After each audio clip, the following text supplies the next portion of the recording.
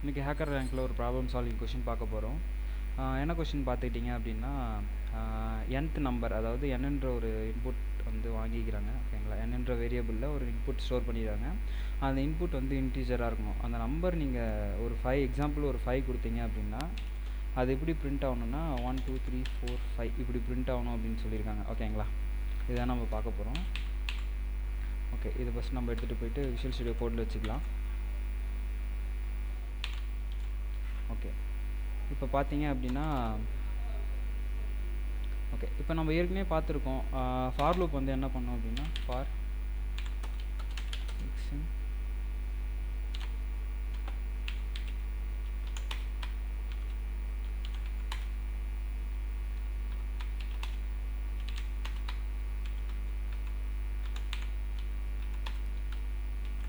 இப்போ இது ரன் பண்ணோம் அப்படின்னா இட்ரேட் ஆகி 1 by 1 வந்து பிரிண்ட் ஆகிட்டுருக்கும்.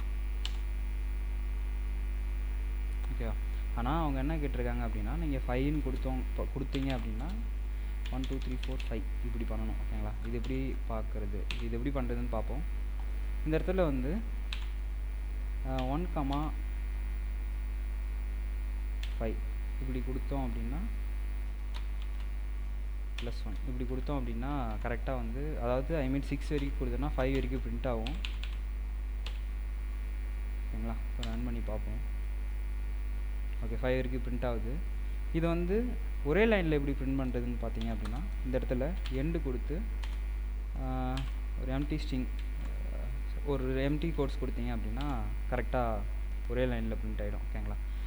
இதை எடுத்துகிட்டு போயிட்டு நம்ம என்ன பண்ணுறோம் அப்படின்னா இந்த சினாரியோவில் போட்டுடுறோம். ஓகேங்களா? இதில் போட்டுட்டு இங்கே இன்புட் தானே பிரிண்ட் பண்ணணும். அதனால் இங்கே வந்து என்ன பண்ணணும் அப்படின்னா 1, n +1.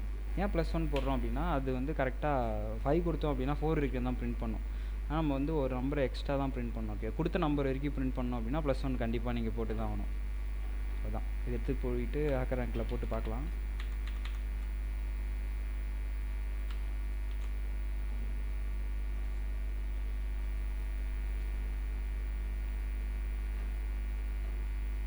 ஓகே, சக்ஸஸ் ஆயிடுச்சு.